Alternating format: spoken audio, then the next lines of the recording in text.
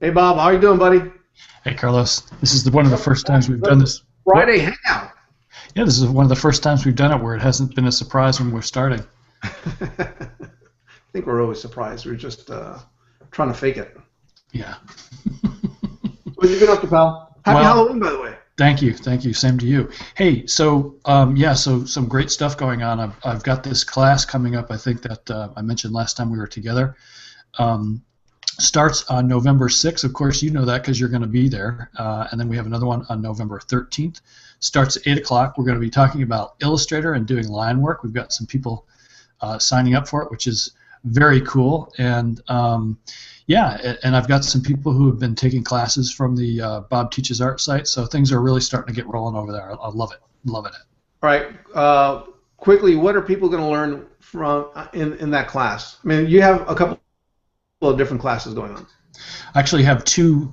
This is a two-session class. This one's going to start with learning the. Well, I should do the overview first. So the overview is that you're going to learn how to do dynamic line art in Illustrator. So if you looked at some of the videos that I've had out recently, you'll notice the techniques that I'm using. And what I've really done is I've figured out a way to kind of hone this down and get this to be done very quickly and line work to be really high quality. I used to do a lot of work for Disney and that kind of stuff, so I got these, this sort of training.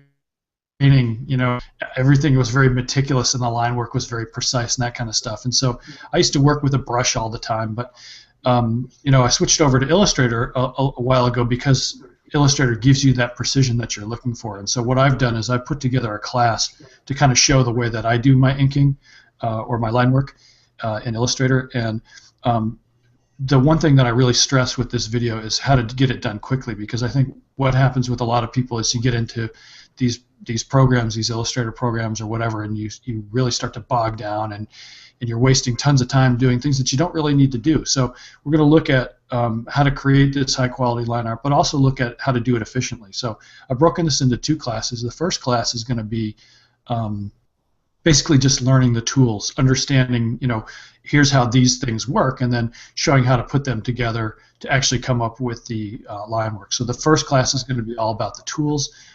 This can be a beginner level class or an intermediate, depending on how familiar you are with Illustrator. But I wanted to really make this something that everybody could learn. So first class is tools, second class is technique. So the class that we're doing on Thursday, on November 6th, is going to be all about the tools that we use to get this done. So we'll walk through each one of them, show how they work, and then show how we can combine them to actually come up with some great results. The second class is going to be the technique. How do we get this done quickly, and how do we get it done efficiently, and how do we get it to look great so that clients like Disney or Cartoon Network or those guys, all those guys I used to work for, will look at it and say, hey, man, this looks great. No sloppy overlays, no weird-looking lines, no wobbles, whatever. You get it just the way that you want it, and you get it done quickly and efficiently. So those are the things that we're looking at. And then I don't know, I think we just kind of touched on this a while ago, but I'm getting a lot of requests to bring in and show people how to do the color part of this project as well. So I'm working on a color class.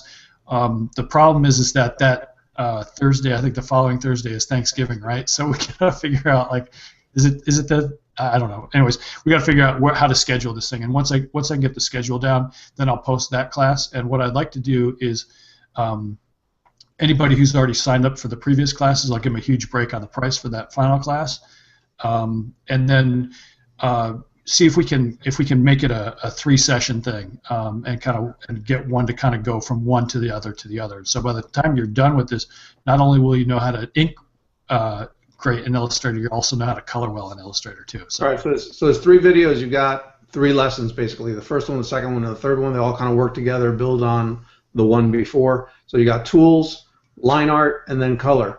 And that's basically going through your process that you've developed that works for you, without getting into all the, the other 90% of Illustrator that may not apply to you as an artist.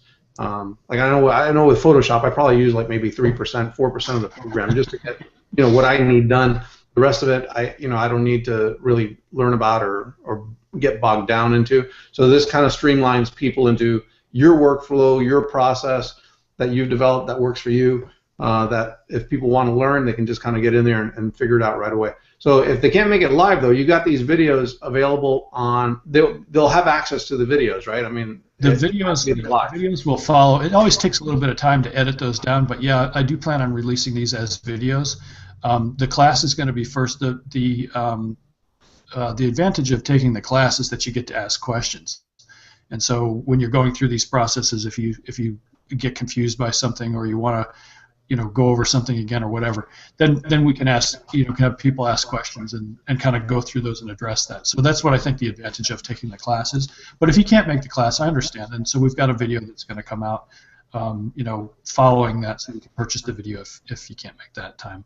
All right. So when you come up with the video, I mean, the questions that you ask during the classes, they'll be included in the follow-up video that people will have the replay link to, right? Yeah, so when I present these classes, I record them as well, and so this will be a recording of the class. When I take them back to edit them, what I'd like to do sometimes is add in little titles here and there just to kind of clarify things. But I don't do a ton of editing in terms of reworking the video that you're going to see. So it'll be the same basic thing. Mm-hmm. Yeah, I'll include the questions as well, but because it's not live, you'll have to kind of just rely on other people to ask those questions that you hope will be answered. So the process has taken me a long time to perfect. I've really spent a lot of time working with these programs and working with different clients and things of mine to kind of perfect these methods, because part of what we do as illustrators obviously is deadline based. So if we can't get this stuff done quickly and efficiently, we don't make any money off of it. And so that's one of those things that I really stress, is how to learn these programs and learn them efficiently. Yeah, and your time is money. We've discussed that before here. Mm-hmm. The quicker you can do something, the more money you can make, the more projects you can do, or the more money you can make and more time off you have. So I mean, it depends on what your goal is. But efficiency is huge. So I mean, if you're spending an extra 2 or 3 hours on something trying to figure stuff out,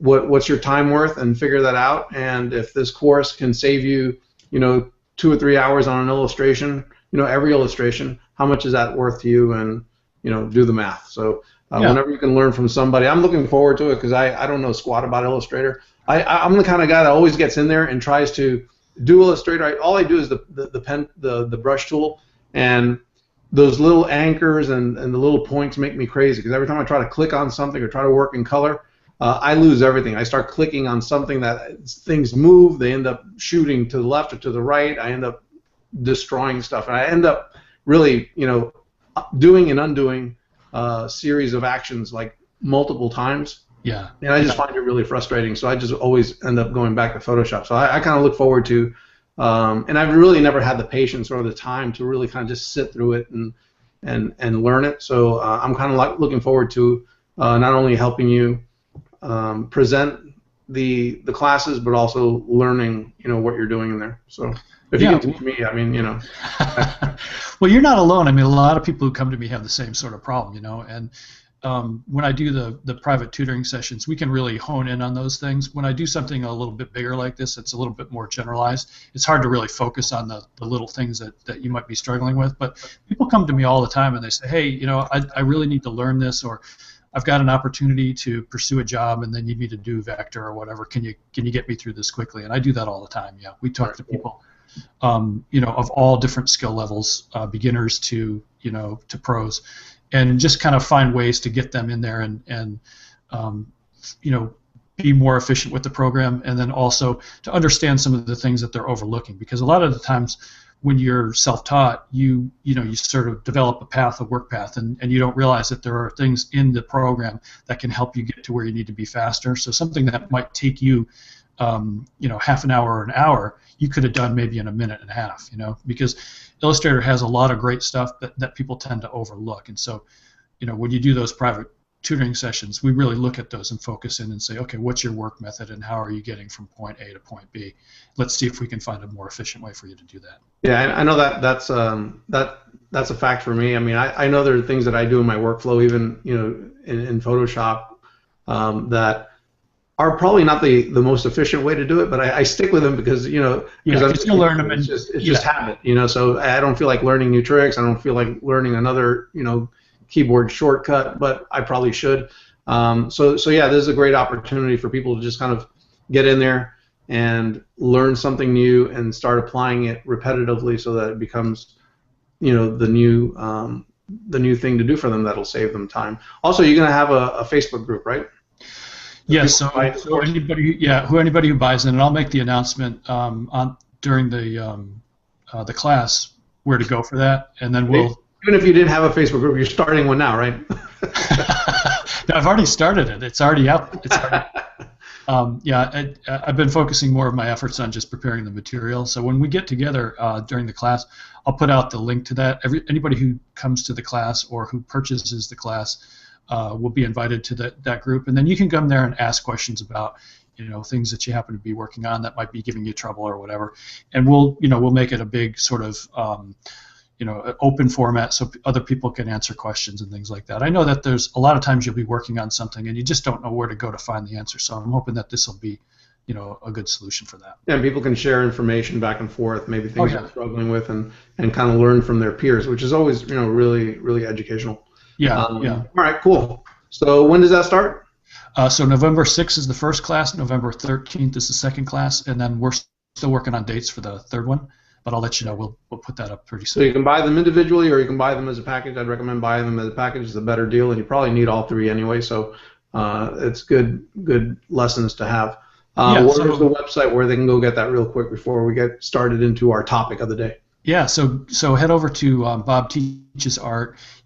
I've got a post on the front page right now about the class, so you can just use the links there, or you can just go underneath classes and click on the buy. I've offered these in 3 different ways. You can buy one class at a time, or you can buy them all together. If you buy them all together, you get the. You win a brand new Cintiq.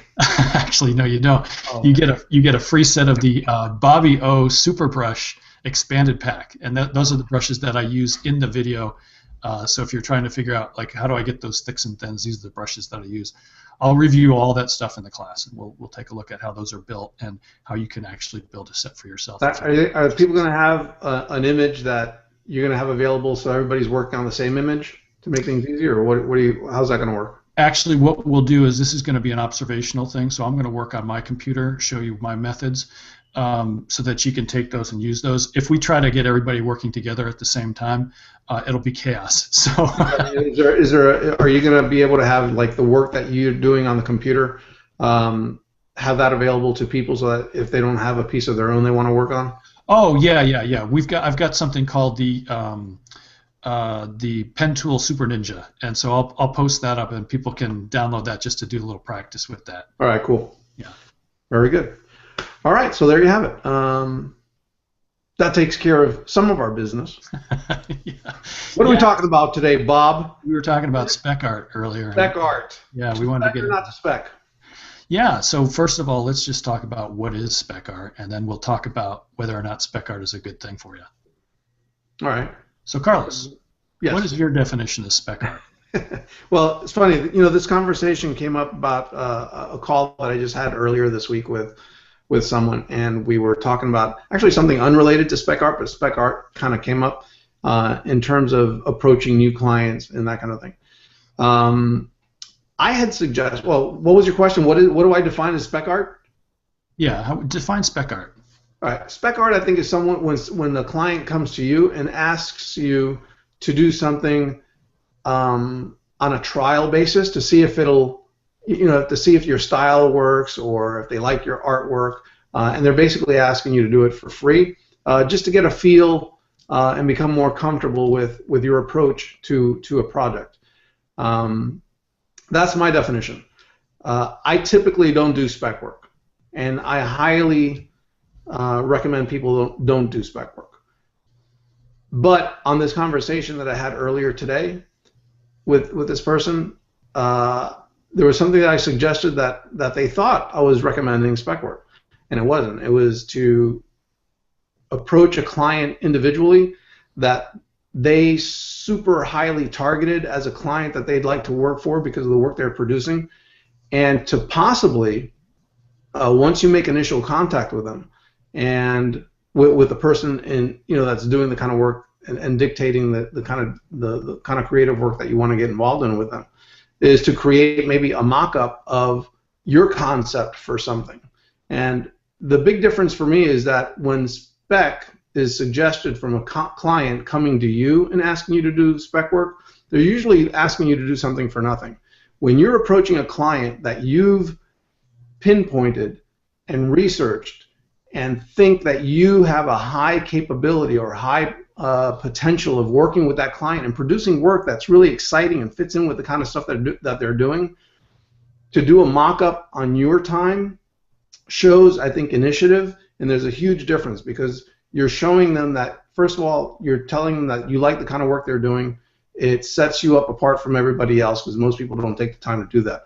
And I've done this in the past, again, going through LinkedIn, finding out the names of the people involved in the project and the hiring process, and letting them know that you love the kind of work that they're doing and that you would love to be involved in the next one. And by the way, here's a concept that I came up with after researching your client and what you're doing that I think would be awesome. I'd love to talk to you about it. That kind of approach is a huge difference from spec work. I see that more as a pitch, I think. Yeah, absolutely. Right.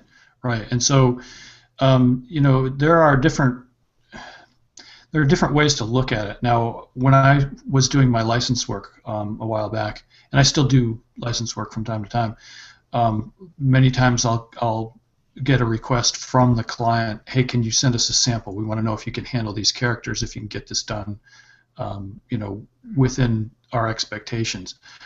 I don't necessarily consider that spec work either, and the reason I don't consider that spec work is because they're not going to use that work. They just want the work is submitted so that you can show that you can handle it. It's not going to be published. It's not going to be used for anything other than to just put in front of them and say, hey, yes, I do this kind of work. And I've done a lot of that kind of stuff, and almost every licensed property that I've had to submit some sort of sample to show that I'm capable of handling that type of work for them. Okay. So I don't know. When I think of spec work, I think of more of the kind of thing where they're asking you to do something that they're going to use, possibly to make a profit off of. In order to, this kind of falls along those lines of, hey, it'll be great for your portfolio. Hey, this will get you exposure. Those kind of things. I generally tend to think of that more as spec work. And I think of the other stuff more as pitch work, and I know that there's sort of a fine line there sometimes, but, I've made a lot of money doing pitches and doing samples, so I can't say that if people would consider that spec work, that would be such a bad thing. Yeah, I don't think what you described, I don't think that's such a big deal either. I mean, that's something that they're looking to see if you can fit into a particular style if you're doing licensing. I've had agencies in the past. I mean, I haven't worked with agencies in a while, but I've had agencies in the past that requested sketches for ad campaigns, for example, to present to a client as spec work, and they weren't going to profit from it necessarily. They weren't going to go to final and distribute it, but they were using it to present to a client just to see if the concept was okay. That I have a big problem with because obviously, once you come up with that design, they can very easily hand it off to somebody else to do the final or finish it. So I get very sensitive about that. But I mean, what you described, I think I would look at that as fairly acceptable. But I think for the most part, what you described is spec work where people are looking to get something for free and kind of monetize it and produce like posters or what have you, and just kind of hey, if this sells well, we'll get you more work, that right. kind of. Yeah, that's bogus, man. I mean, that's the spec work I think that a lot of people probably have in mind when they talk about spec. Mm-hmm. And that I would never recommend doing that. And again, if you do it because you choose to, it's an organization that you believe in and you want to support, then you do it for free or you do it pro bono or whatever. But I wouldn't do something on spec when somebody contacts me and wants something that's obviously they don't want to compensate you for, and they just want the benefits of your creative time. Yeah, this happens a lot to artists early in their career because people are hungry. They want to get portfolio pieces together. Or they want to get something that's been printed or published or whatever. And I hear a lot of talk on both sides about this. Hey, work for free, until somebody discovers you, or get your stuff printed or whatever. I frown on that kind of stuff because I hate to see artists being taken advantage of by people. So when you talk about spec work, I know a lot of people just kind of, so. I get that, and I think it's really important to be aware of what you're doing, how that project is going to be used, and if it's going to benefit you in some way. Right. So, I mean, if it's not going to benefit you in any way, then why in the world would you do it? But also be careful because sometimes what's promised isn't always what's delivered. So even though somebody's going to promise and say, hey, you know what, if you do this for us, I guarantee you we're going to get you this much more work, that very rarely happens. Yeah, after being in the business for a while, you can kind of spot those things. I fell for a couple of those early in my career, and it really hurt.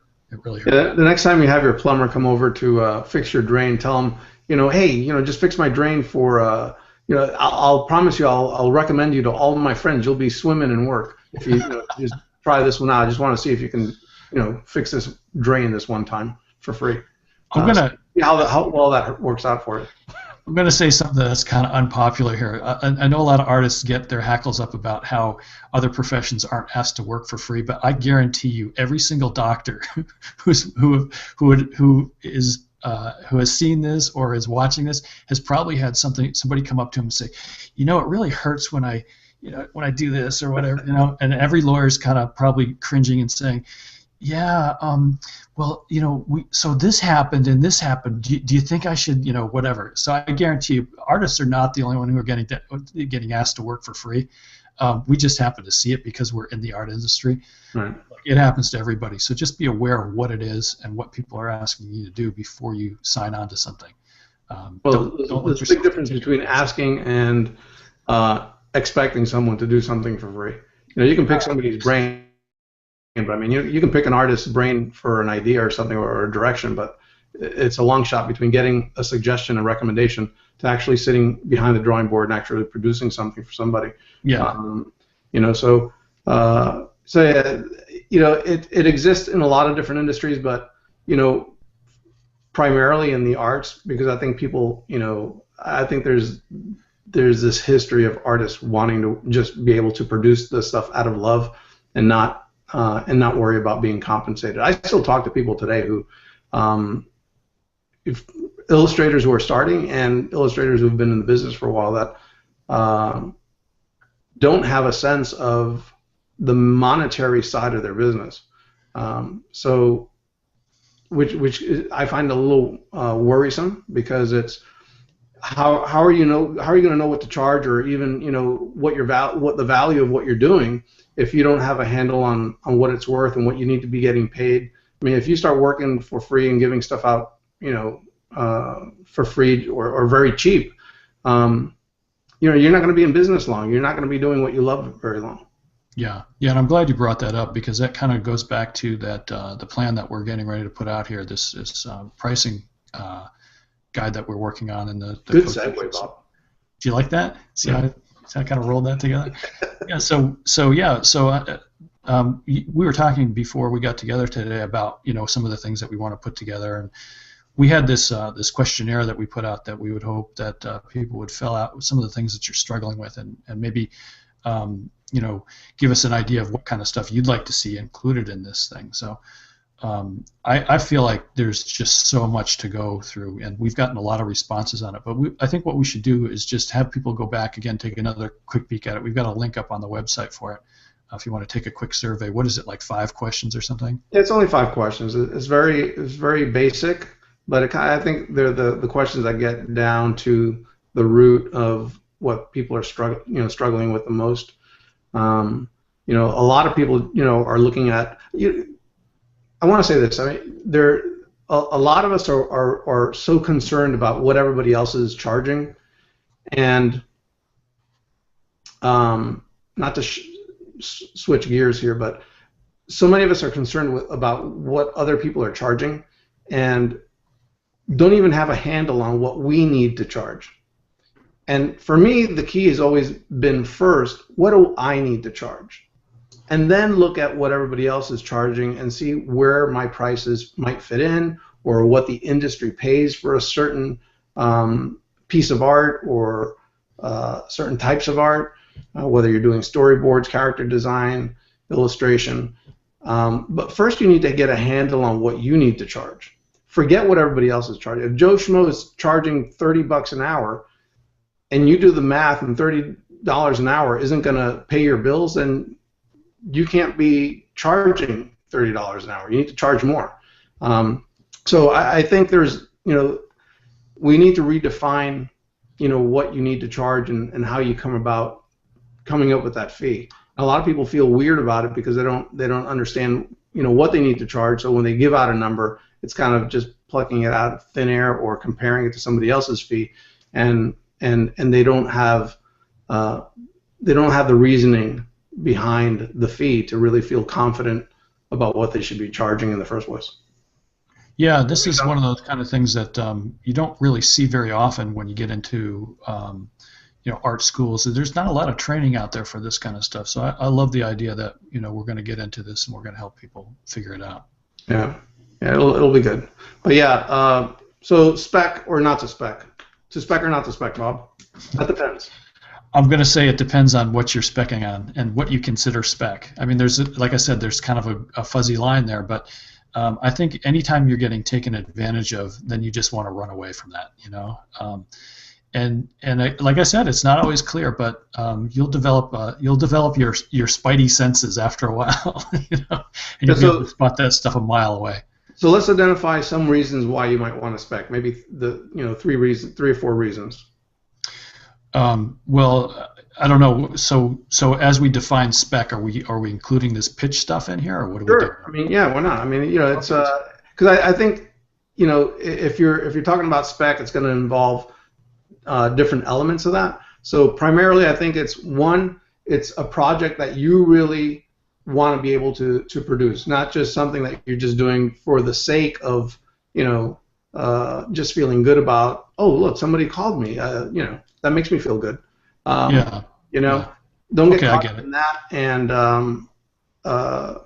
realize that if somebody's going to be making money off of what you're doing, or if it's a nonprofit, for example, where they're raising money, there's nothing wrong with that. But do it because you want to be involved in that project and you have something really to contribute that you feel strongly about, where you're maybe taking a cut, a hit on the price, or you're doing it for free, whatever it is. But understand what's in it for you. Okay, so my two examples are going to be examples that I've been through several times, and I'm going to flip them around, and I'm going to call these either a pitch or submitting samples. So anytime you're, like if you are approached by a licensing group, and I know that a lot of storyboard artists go through this as well, where you need to submit samples of your work in order to get that job. If you understand what the trade-off is going to be, so if you're pitching a job where you're going to submit samples, you need to know, like, okay, I may not get this job if my work isn't up to snuff, or it's not quite as good as it needs to be. This may be completely wasted time, but on the other hand, if it is good enough, it could pay off very well. And I've taken that chance several times. You just need to be aware when you're going in that you're taking a risk here, so that your work may or may not pay off. As long as you're aware of that going in, then you understand what the risk is. Right. And then the other thing is the pitch work that you had mentioned earlier, where you submit some samples of what you think would be great for this particular client, and then kind of work forward from there. Yeah, and only doing extensive research to really kind of not guarantee, because there is no guarantee in anything, but to really kind of minimize the possibility of it not fitting into what they're doing. I mean, do the research so that you have a 90% probability that these guys are gonna, if not use you on this project, they'll see your initiative and your creativity and your willingness and your eagerness, where they can use it somewhere else, and it might lead to something else. Yeah, there's one thing I wanted to cover real quick before we call it a show, and that is these cattle calls. And you'll see a lot of these where they'll ask you to submit samples or submit work. And then what they do is they'll put out like a blanket call for, anybody who wants to get involved with this, you can pitch it. I don't consider that a good risk because what ends up happening a lot of times is if you read the fine print, what they say is anybody who submits work, the work all becomes ours. We can use it for whatever we want to use it for. So when it becomes a contest setting, I tend to shy away from that. I don't consider that a pitch. I don't consider that submitting samples.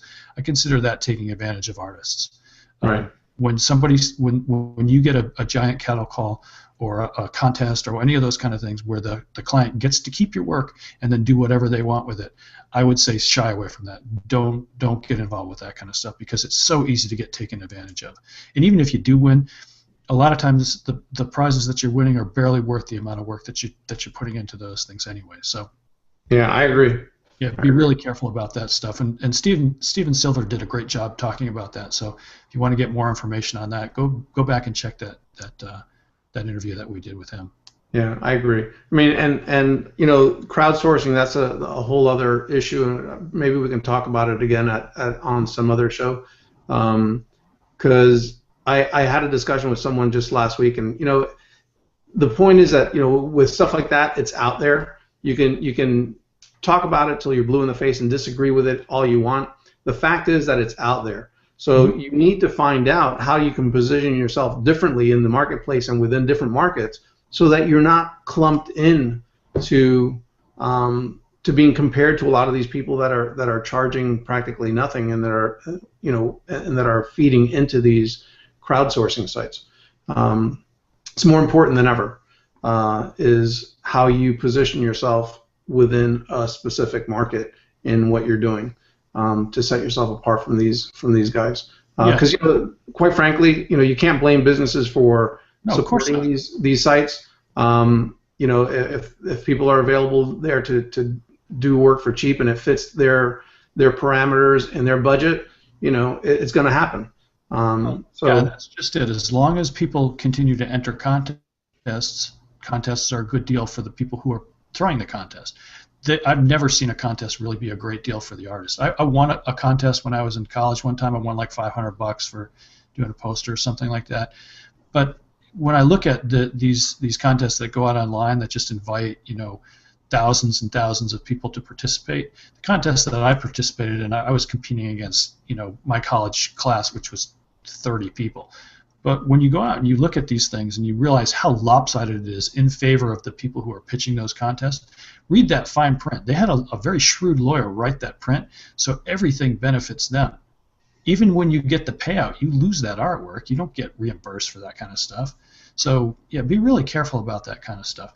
And again, like you mentioned, Carlos, that stuff is going to be around. It's going to be there. Just don't make that part of your plan to participate in, because you don't need that. You can do better than that. You can do better than some shitty contest. Well, and if you choose to go that route, understand what you're getting into, and it's your choice. I mean, obviously, if you're living in some place other than the United States, maybe you're living in some, small area of India or something, and you can make a living doing these things, that's fine. I mean, it's up to you. It's up to you to take responsibility to see the outcome, understand what you need, and if it fits within your needs or not. If it doesn't fit within your needs, then do the work to work elsewhere and find clients elsewhere.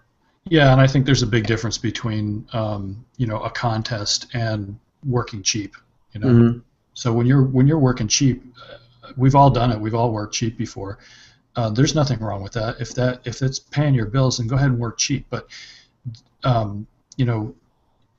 just be aware of what you're getting into before you get into it. Mm-hmm. I guess is what I'm trying to say here. Okay, excellent. All right, buddy. So does that wrap up today's episode? I think it does. Halloween Day. We should have done something scary. Yeah, I know. We're so lame. What's the matter with us? You like my costume? Very scary. I'm a DJ. If you guys are looking at my screen right now, you're seeing drawbikesuccess.com/pricing-survey. Go there and fill out the pricing survey. We're trying to take as many questions. Honestly, we probably have about as many questions as we need answered already. I think that you guys have done a good job of covering all the bases, but you never know. I mean, there's different reasons why people struggle with pricing. So take the survey and get on the list to be on the early notification list when we release that program. It'll be really soon, and we're hoping that it'll be something that's going to really drive your business to the next level, because a lot of people, I'm talking a lot of people, even professionals that have been in the field for a long time, are underpricing their work. And there's different things. It doesn't take a whole lot to just make a little tweak. You've seen it with George Coghill, Valicia, a lot of people that we've had on the show talk about doubling their prices and or doubling their rates. Hell, you double your rates and you're doing half the work and still making the same amount of money that you were making. So it's really time well invested to understand how to price your work and how to confidently give out those numbers so that you can feel good about them and you're not feeling like you're getting screwed, because it's not so much about what other people are making, it's what you feel good about.